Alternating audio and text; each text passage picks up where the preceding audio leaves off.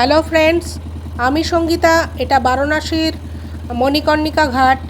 এই যে ভদ্রলোক জল নিয়ে যাচ্ছে, দেখুন চিতাতে জল দেবে বলে। কথায় আছে মণিকর্ণিকা ঘাটের কোনো ঝড় বৃষ্টি জলে কখনোই চিতার আগুন নেভে না। আমি জানতাম ছোটোবেলা, আমার ঠাকুমা গল্প করেছিল রাবণের চিতা নাকি সারা বছর জ্বলে, আর বারাণসীর এই ঘাটের নাকি চিতা কোনো সময় নেভে না। ঝড় জল সবসময় একটা না একটা জ্বলার জন্য আসে। আর এই ঘাটে গেলে মনে হয় হিংসা বিবাদ লোভ ক্ষোভ বিদ্বেষ চিতাতেই সব শেষ। এখানে কাঠের চিতায় পোড়ানো হয়।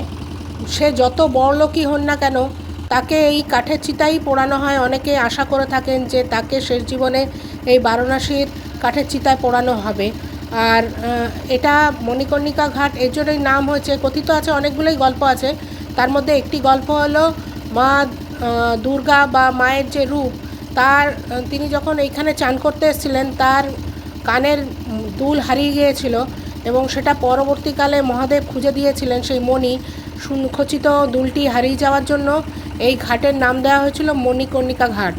আরও অনেক গল্প আছে, বাস্তব কী ছিল সেটা জানা সম্ভব নয়। তবে এই মণিকর্ণিকা ঘাটে এলে এটাই মনে হয় যে বৃথাই এত লড়াই ঝগড়া অশান্তি সব ওই চিতাতেই শেষ হয়ে যাবে। আমার এই ভিডিওটা যদি ভালো লাগে প্লিজ একটু লাইক করবেন, শেয়ার করবেন, সাবস্ক্রাইব করবেন। Thank you.